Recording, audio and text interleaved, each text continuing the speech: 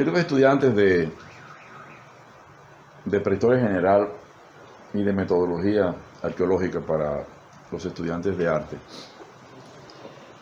vamos a abordar hoy la cuestión terminológica conceptual. Recuérdese siempre que el trabajo hay que hacerlo por escrito, hay que acumularlo, en el que va a tener que partir de lo que el profesor dice o explica. En segundo lugar, una pequeña investigación o ampliación de lo que se dijo. Y tercero, redactarlo en primera persona. Ya lo que usted aprendió, lo que usted dijo, lo que usted no dijo. Puede tener un punto de vista diferente al profesor, inclusive refutarlo y no coincidir con el profesor. Dice Karl Popper, un gran científico inglés, que científico es aquello que se puede refutar, que se puede discutir. Si no se puede discutir, no es científico. Y punto, se acabó. Por eso que la ciencia no es una iglesia, aunque muchos científicos convierten la ciencia en iglesia también. Nada más dicen que hay que creer en lo que ellos dicen. Sí, pues son seres humanos. Seres humanos con complejos de dioses, que lo saben todo, que lo pueden todo. Ellos no saben que ese fue la gran causa del deterioro y de la debacle, de por qué el ser humano perdió el paraíso. Se quiso ser un dios. Quiso ser un dios y hasta el día de hoy, ahí vino la muerte, la cosa, a través de la mujer también, ahí la mujer siempre ahí, hablando con la culebra. Aquí estamos nosotros, pero bien. En el caso de la prehistoria, ustedes saben que, y también en el caso, porque como yo les repito, la arqueología, tanto para los estudiantes de arte como la arqueología para la prehistoria, en ese sentido sirve, porque es la misma ciencia, la misma disciplina que estudia los restos materiales de las culturas. Restos materiales de las culturas. El primero lo hace, en la prehistoria lo hace estudiando algo histórico, porque la prehistoria es historia también. Eso es importante. La prehistoria es historia. La prehistoria es antes de la historia, pero es una historia. Lo único que sucedió en época en que no había escritura. Y por tanto, para conocer lo que sucedió, tenemos que estudiar los restos materiales. No la escritura, porque no existía. ¿Hasta dónde llega la prehistoria? Hasta la invención de la escritura. En el mundo occidental y Oriente Próximo, hasta la escritura sumeria y egipcia, 4000 años antes de Cristo. Es decir, eso significa que la prehistoria ya desapareció, Nadie vive en la prehistoria, no hay pueblo prehistórico. Profesor, ¿y esa tribu que vive en Amazonas, que vive en la edad de piedra? Bueno, usan su artefacto de piedra, pero no son prehistóricos. Son pueblos actuales que usan un artefacto de piedra. Eso no tiene que ver con la prehistoria desapareció. Claro, como hay un momento entre la prehistoria, por ejemplo, cuando los españoles llegaron aquí a Santo Domingo, que tenían escritura, y los aborígenes que no la tenían, y ahí es difícil cómo es, entonces, porque no hay un momento así, aquí comienza, aquí termina. Aquí termina la historia, aquí comienza la historia. No. Por eso hay un término llamado protohistoria. Protohistoria es en el momento que dos culturas, una sin escritura, convive con otra que tiene escritura. Y lo que sucede ahí es una protohistoria, cerca de la historia. O coexistencia con la historia. Entonces, eso es así. Entonces, ya tenemos el término. Arqueología es la técnica para excavar eso, para excavar los restos materiales. ¿Cómo se forma un yacimiento arqueológico? Pues eso sí me es difícil, lo digo a ustedes, me es difícil explicárselo a través de aquí, que no sea siquiera físicamente, hasta con una recolección de basura de la calle podríamos determinar, hacer una idea de cómo funciona la arqueología. La arqueología, es bueno buscar una pequeña historia de la arqueología, una breve historia de la arqueología universal. Había un momento en que cuando hablaba de prehistoria, hablaba también de arqueología. Prehistoriadores que eran arqueólogos que eran prehistoriadores. Por ejemplo, hay una figura que yo les recomiendo que busquen que se llama Boucher de Perthes. Perthe. Perthes. Boucher de Perthes. Boucher de Perthes. Perthe. Boucher de Perthes. Que lo busquen porque ese fue el primer historiador y arqueólogo que escribió en 1800, ya en 1830, tiene 4 trabajos, en 1848, y es el que primero hace excavaciones arqueológicas, el primero que encuentra restos materiales líticos en la estación de Chelles, en Francia, es el primero que establece una cronología, el primero que establece una asociación entre instrumentos de piedra y los restos de animales pleistocénicos ya desaparecidos, y es el primero que establece la primera cultura prehistórica, científicamente hablando, de la humanidad. Fuimos criticados porque los científicos se viven acabando uno con otro, pero para que ustedes vean, el problema de ese entonces era que, ustedes saben, los religiosos, los ignorantes siempre tratando de ganarle la carrera a la historia, la carrera a la ciencia. Siempre se la ganan la carrera a la ciencia si es por fraude o por poder e imposición, pero por la buena no nos van a ganar, nunca. Pero también hay científicos que nos sirven también, cuidado con eso, pero estamos hablando en términos de conocimientos. En esa época, en el siglo XIX, no se podía decir que habían seres humanos diferentes a Adán y Eva, ya usted sabe. No se podía decir que habían animales antidiluvianos. No estamos hablando de los dinosaurios, que eso es imposible, que la gente, los dinosaurios lo descubrimos el otro día. Aunque algunas culturas tenían unas ideas mitológicas, como se referían a los dragones, a los gigantes. Eso que mencionan en la Biblia, eso no existió. Lo que existían fueron esos animales, ¿no? Nunca se han encontrado seres humanos más grandes que estos, o más chiquitos que estos. Claro, hay unos pigmeos, pero no son seres humanos, y hay unos que son muy altos, los nilóticos, que algunos miden 6, 5, 7 pies, pero eso no significa que sean gigantes como una género y especie diferente a la humana. No. En China, por ejemplo, decían los huesos del dragón, y cuando un antropólogo, un arqueólogo cura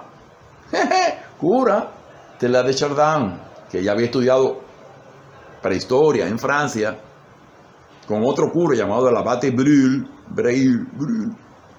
Digo, está bien, lléveme allá.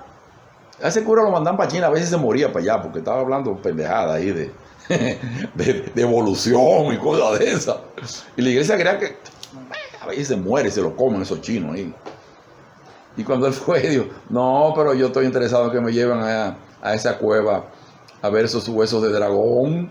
Hoy lo llevan a la cueva de Choukoutien, y efectivamente él descubrió ahí los restos del Homo erectus, que es la segunda generación, el segundo género y especie diferente del ser humano, que ya sabemos que se originó hace 500.000 de años. Él lo descubrió ahí. No le hizo caso a los huesos le hizo caso a los huesos de dragón, pero no como huesos de dragón, sino estos son seres humanos diferentes a los actuales.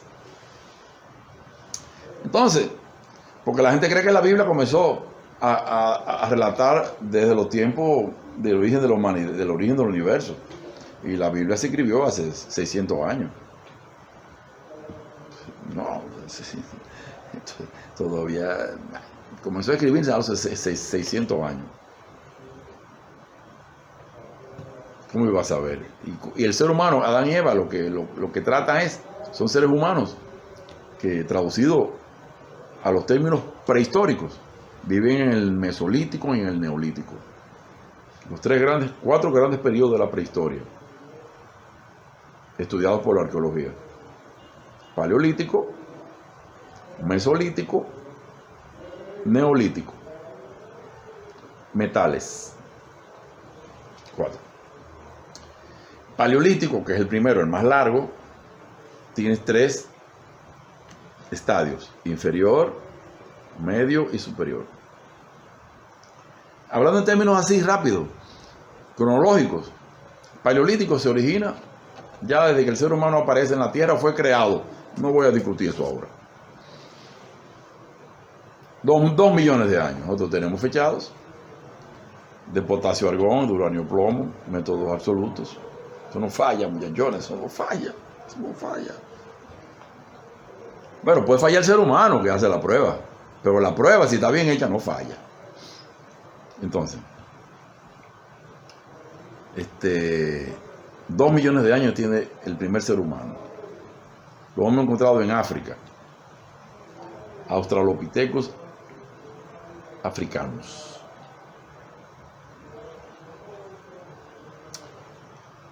Luego encontramos el Homo habilis en la misma África.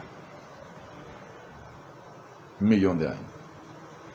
Homo erectus en China. 500.000 de años. Y en Asia también, en las islas Java, Indonesia. 500.000 de años. Homo erectus. Después hay un hombre que llaman el Homo de Mauer. Eso aparece ya en Alemania. 350.000 años.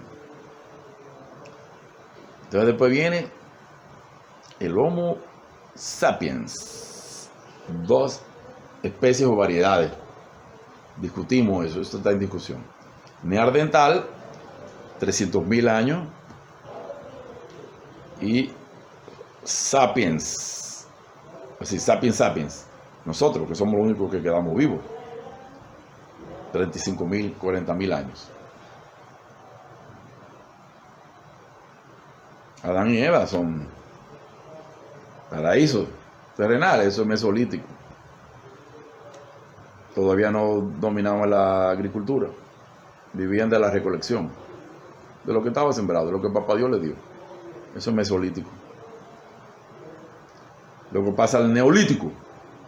¿Cuándo pasa el neolítico? ¿Está claro la Biblia? Caín es agricultor y Abel es pastor. Domesticación de plantas y animales. La Biblia es un libro con muchísima información histórica y antropológica y prehistórica y arqueológica.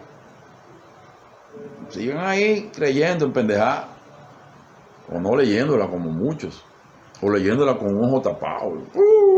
No, ¿qué pasa? Y finalmente ya tuvo al Caín, hace instrumentos cortantes de bronce y hierro. Creo que nieto, tataranieto de Caín, tuvo al Caín, herrero. Y después del metal, viene entonces ya la civilización, las ciudades, la escritura.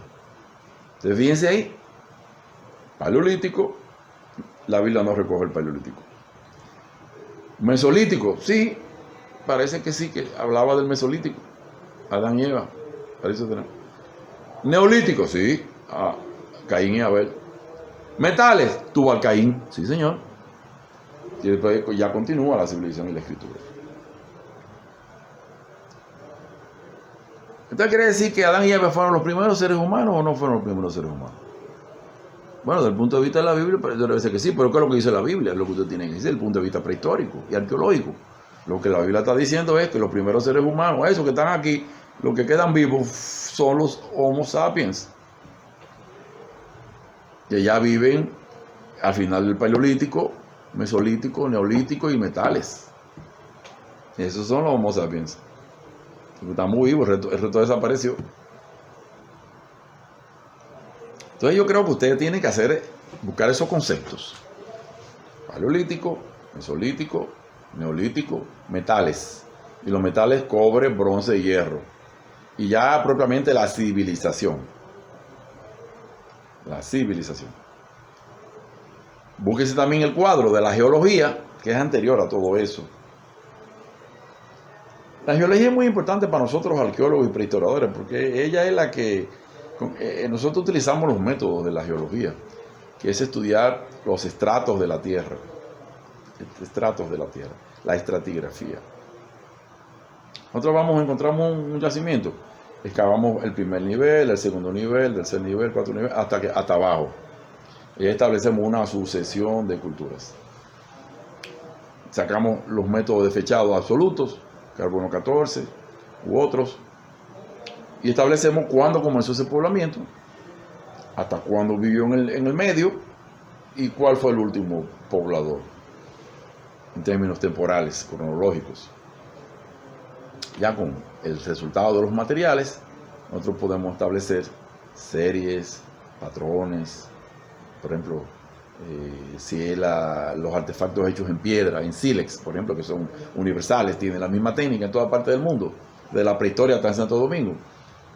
Nosotros podemos establecer entonces una clasificación, sílex, pedernal, tipos de artefactos, plano convexo. Bueno, ya eso tenemos que dar una clase específica sobre eso. Pero también si es más sobre todo cuando aparece la cerámica, que aparece al final del Mesolítico y ya es típica del Neolítico, como la cerámica queda y es modelada y es incisa y es modelada, pues bueno, pues ella se mantiene y es un indicador porque tiene pintura, tiene decoración, y ya nos permite entonces ver cuando se repite. Se supone que es la misma cultura. Cuando cambia, puede ser que él haya cambiado la cultura. Muy importante para nosotros en prehistoria y en arqueología, los basureros. Lo que la gente dice, uy, un basurero, pero ojalá uno encontrase un basurero, porque es que hay que la gente tira todo, los restos de alimentación, los restos que nos sirven, ahí hay que tirar todo, y lo acumula, y acumularlo ahí que nosotros hacemos una excavación. Entonces, profesor, ¿usted le gustaría trabajar en Duquesa? Bueno, yo vi en Sao Paulo un museo de la basura.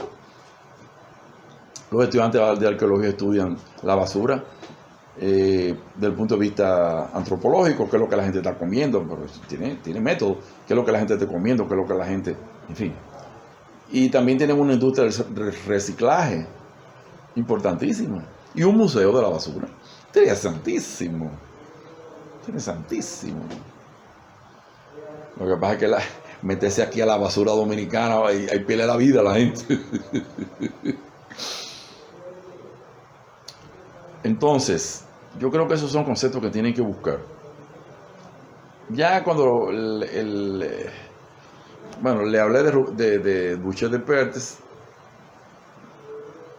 método desechado. Hay métodos relativos y hay métodos absolutos. Los métodos relativos establecen si un objeto es más antiguo que otro. Por ejemplo, por lo general, el sílex, el pedernal, la piedra es anterior al vidrio. El vidrio no todo el mundo lo inventó. Y el plástico, por supuesto, es posterior. El plástico es una creación única del siglo XIX, siglo XX, los polímeros. Cuando desaparezca todo esto, porque el hierro, la piedra, todo se va a desaparecer. Va a quedar solamente el plástico. Que el plástico es para siempre, the plastic is forever.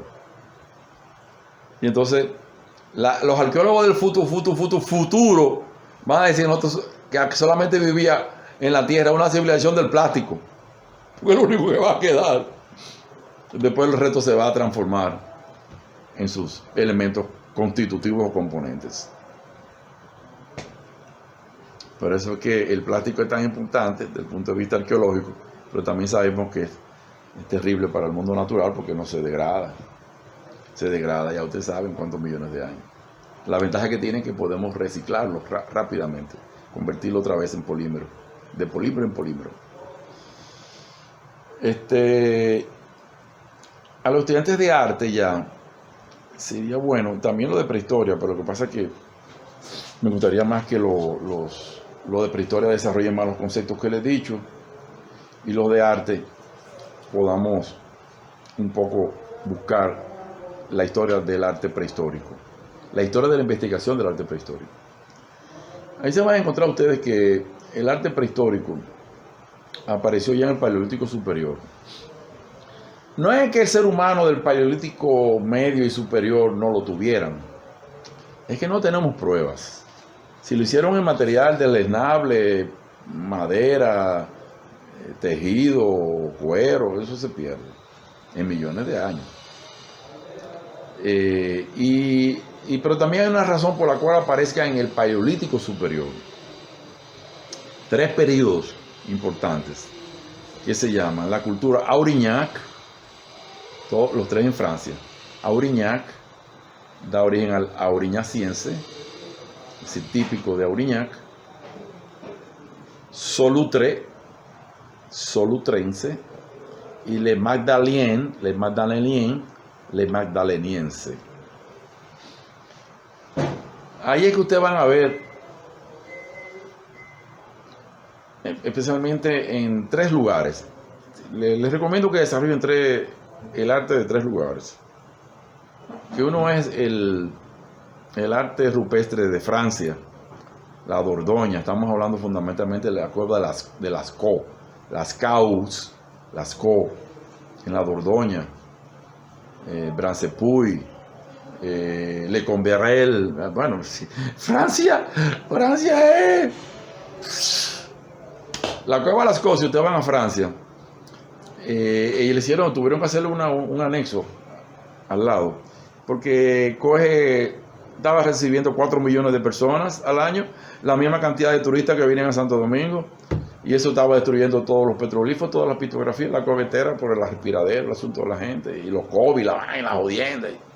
Hubo que hacer una cosa aparte, una réplica, ya aclimatizado, etcétera, etcétera. Lascaux, Le Comberel. Bueno, búsquense todo eso en Francia. Se van a buscar también el arte franco-cantábrico, que eso no es del centro de Francia, sino de Cantabria, Asturias, de los Pirineos, ahí, frontera con España. Y ahí van a encontrar las famosas cuevas de Altamira, de Santuola.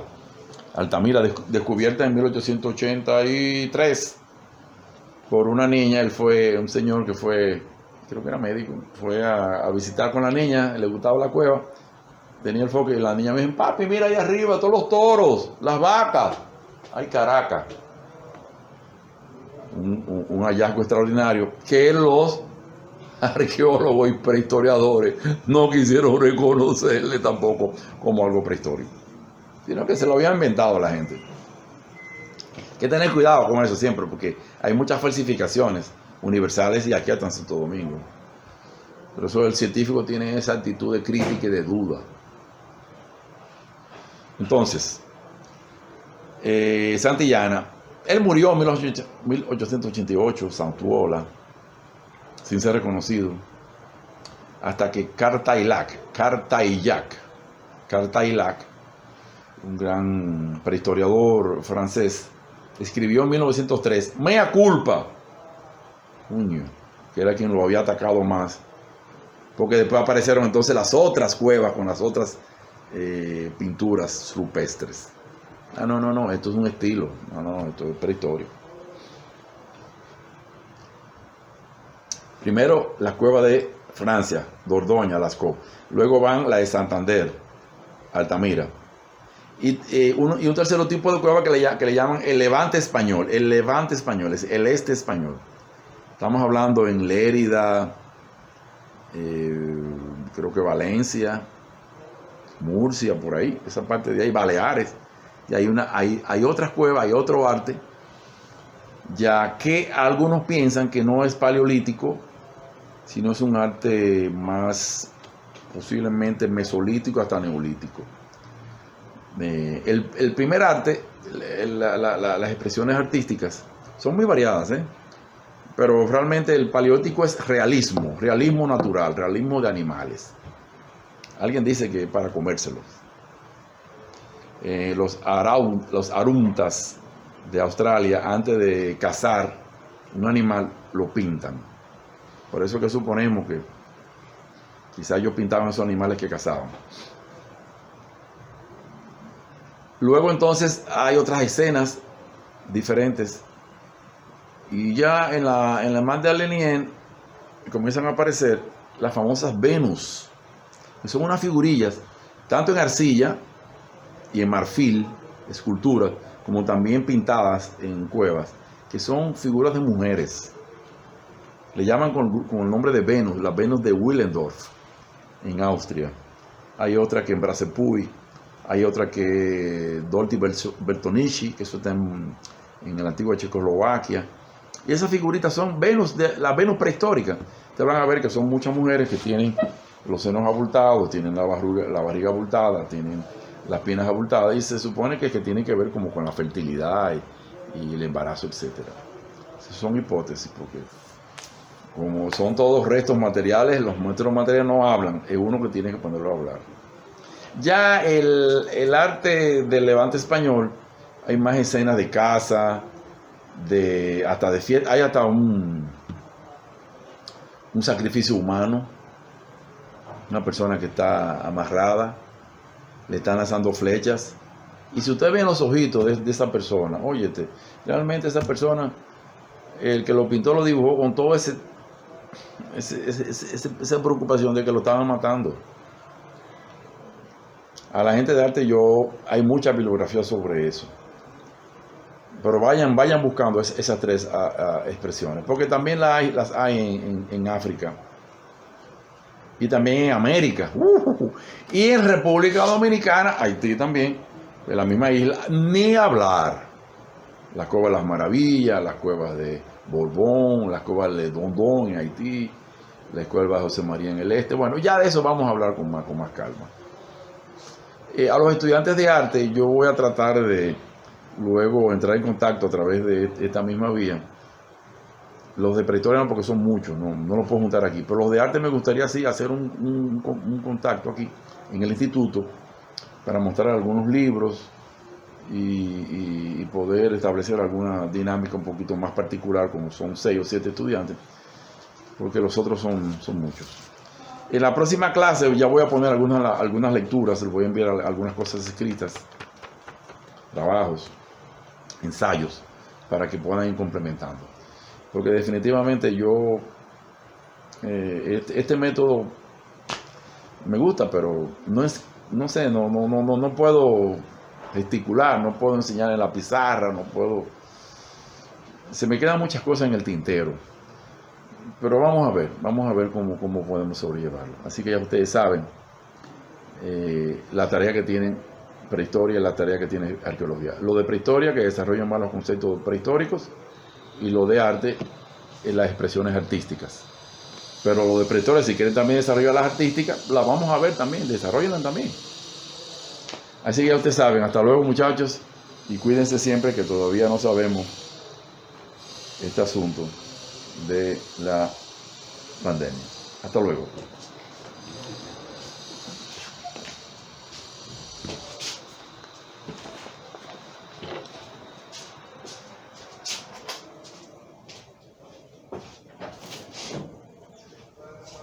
Ok, Eduardo.